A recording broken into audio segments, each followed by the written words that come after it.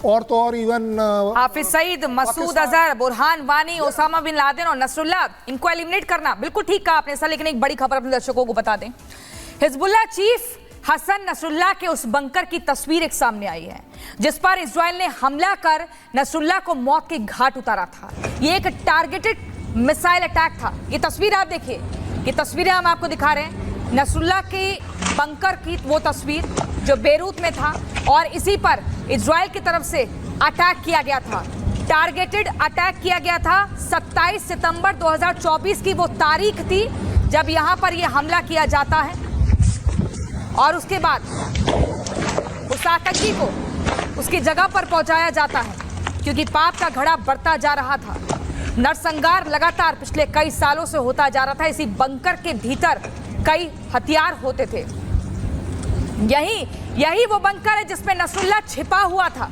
इसी बंकर के भीतर रणनीति बनती थी, हथियार छिपाए जाते थे और यहीं से हमला किया जाता था। इसी बीच एक और बड़ी खबर अपने दर्शकों को हम बताएंगे इस तस्वीर को दिखाने के बाद। इजराइल के प्रधानमंत्री नेतन्याहू का बड़ा ऐलान, लेबनान पर पूरी ताकत से हमला करेंगे। इसी हफ्ते शुरू करेंगे मिलिट्री ऑपरेशन। लेबनान में हिजबुल्लाह के ठिकानों पर हमला करेंगे। सीधे तौर पर क्लैरिटी मिल चुकी है यूके देवनाथ सर, हम हमला करेंगे, ग्राउंड ऑपरेशन की शुरुआत करेंगे और यहाँ पर देखिए ये क्लियर संदेश है। ये अभी यहाँ मामला शांत नहीं हुआ है, उसके बाद मैं आऊंगी कर्नल शहीन साहब के पास। जी हाँ, नेतन्याहू और आईडीएफ के जो टॉप कमांडर है बहुत ही क्लियर हैं कि अभी जो हमला हो रहा है ये तो जस्ट शुरुआत है। हाँ। इसके बाद आईडीएफ की जो ग्राउंड फोर्सेस हैं वो उत्तर में ब्लू लाइन को क्रॉस करके बेका वैली की तरफ कूच करेंगी और बेरूत की तरफ कूच करेंगी, जैसा कि उन्होंने 1982 में बेका वैली ऑपरेशन के टाइम किया था और 2006 में भी किया था जब आईडीएफ जो है बेरूत तक पहुंच चुकी थी। इसका बहुत बड़ा रीजन ये है कि हिजबुल्लाह के जो छुटभैया कमांडर्स हैं, उनके जो छोटे छोटे हथियारों के गोदाम हैं वो खेतों में, खलियानों में, दूर दराज के क्षेत्रों में फैले हुए हैं और उनको जमीन पर जाके डिटोनेशन फ्यूज लगाकर उड़ाना बहुत ही जरूरी है। और इसके लिए आईडीएफ के टैंक, तोप, बत्तर गाड़ियां, आईडीएफ के जो जमीन पर कमांडो हैं उनको जाना पड़ेगा और नेतन्याहू ये करेंगे। आईडीएफ कूच करने वाली है 48 घंटे में, 72 घंटे में। 48 घंटे, 72 घंटे, आपने एक टाइमलाइन भी बता दी। लेकिन कर्नल शैलेंद्र सिंह सर आपसे समझना चाहेंगे, इजराइल की तरफ से अगर ये हमला होगा, सीधे तौर पर क्लैरिटी मिल गई है, तो कैसे लेबनान में जो नागरिक हैं उनको नुकसान ना पहुंचे, इसका कैसे ख्याल रखा जा सकता है? पहला। दूसरा, जिन बंकरों की तस्वीर हम दिखा रहे थे, इनको कैसे तैयार किया जाता है, इनके भीतर क्या कुछ हो रहा होता है, इसको लेकर क्या जानकारी? मैं आपको पहले जो पूछा है वो उसको सॉर्ट आउट कर लें जी।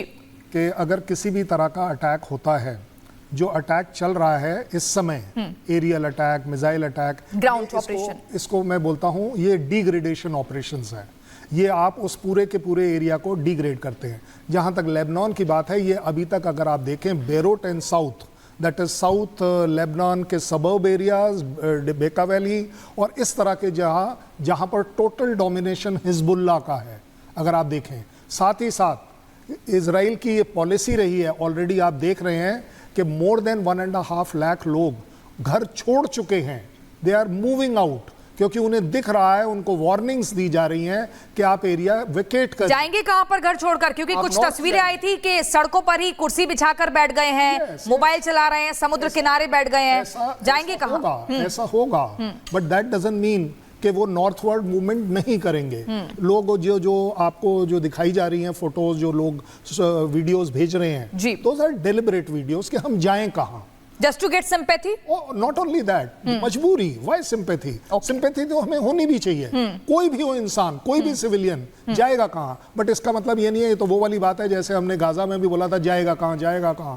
लेकिन रहे ना लोग, कभी नॉर्थ में शिफ्ट कर गए, फिर वापस साउथ में आ गए, उनको वार्निंग्स दी गई, लीफलेट्स बांटे गए, एरिया वाइज ग्रिड को किया गया और ग्रिड टू ग्रिड उनको मूवमेंट कराया गया। ये एक इजराइल की आउटस्टैंडिंग ह्यूमैनिटी। ठीक है सर, वो बंकर वाला सवाल रह गया, उसका जवाब मैं लूंगी। लेकिन एक बड़ी जानकारी मिल रही है, इजराइल के एलात शहर में बजे सायरन, ड्रोन अटैक की आशंका के बाद बजे सायरन, शहर में विदेशी ड्रोन के घुसने की आशंका व्यक्त की जा रही है। इजराइल के एलात शहर में सायरन बजने की जानकारी, ड्रोन अटैक की आशंका व्यक्त की जा रही है। ये बड़ी खबर मिल रही है, इजराइल का एलात शहर है।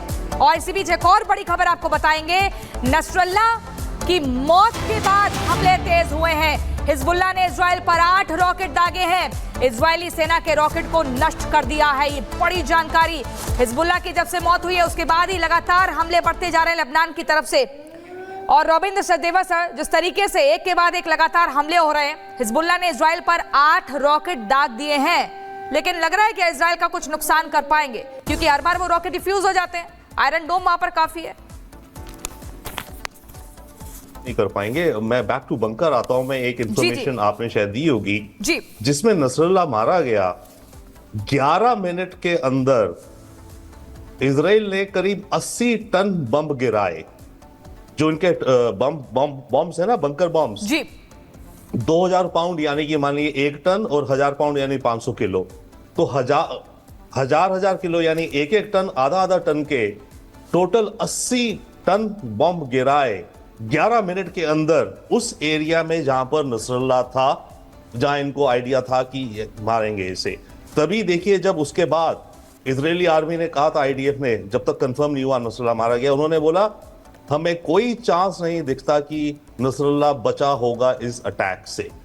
इतना भीषण अटैक था। मानिए 4 बिल्डिंग्स थी या 5-6 थी, उन पे आसमान से 11 मिनट के अंदर, 10 या 11 मिनट के अंदर 1-1 टन, 500 किलो के 80 टन बॉम्ब्स गिराए गए, जिन्होंने जाकर के फ्लैटन आउट कर दिया और जिसमें नसरुल्लाह मारा गया। So that's major intense operation.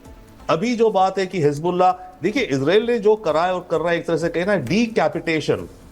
Israel अभी हिजबुल्लाह का सर काट रहा है। उसका कमांड कंट्रोल तो कम्युनिकेशन होता है, मानो नर्वस सिस्टम, बॉडी के अंदर कम्युनिकेशन, वो तो भी छोड़िए। ऊपर से नसरुल्लाह से पहले भी 3 इनके टॉप कमांडर्स मारे गए, नसरुल्लाह मारा गया। अब कल सुबह या आज, कल शाम या आज इनका इंटेलिजेंस चीफ था जो, वो मारा गया। तो टॉप की जो मैनेजमेंट कहिए, जो टॉप के लीडर्स कहिए आप, इनके जो हैं, इजराइल उनको एलिमिनेट कर चुका है और कुछ और को भी कर देगा अगले 1-2 दिन में। अब इसके बाद बचते हैं हिजबुल्लाह की बॉडी, फुट सोल्जर्स, छुटमुट सोल्जर्स, जैसे ग्रुप कैप्टन देवनाथ कहते हैं। अब उनको एलिमिनेट करने के लिए उनमें टोटल कंफ्यूजन है इस समय।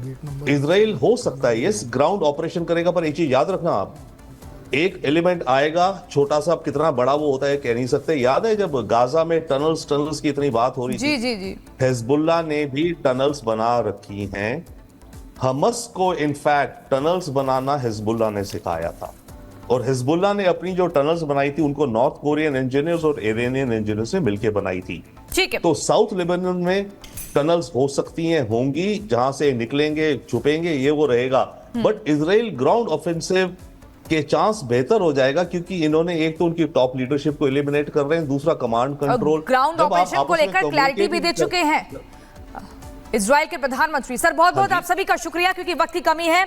इस चर्चा को हमें यहीं पर रोकना होगा। और सवाल जस का तस बना हुआ है कि जो ये पूरा युद्ध है इजराइल और लेबनान की राजधानी बेरूत में हो रहा है, वैश्विक आतंकी नसरुल्लाह का खात्मा हो जाता है, तो भारत में बैठे हुए कुछ नेताओं के पेट में दर्द क्यों हो रहा है? क्यों घाटी के लोगों को बरगलाने का प्रयास किया जा रहा है? क्यों कुछ चंद वोटों के लिए मातम बनाया जा रहा है? ये सवाल जस का तस बना हुआ है। आखिर ये हमारे देश में जो रह रहे हैं लोग, इनको किस नाम से परिभाषित किया जाए? एक ब्रेक के लिए हम रुक रहे हैं, फौरन लौट रहे हैं। आप देखते रहिए रिपब्लिक भारत।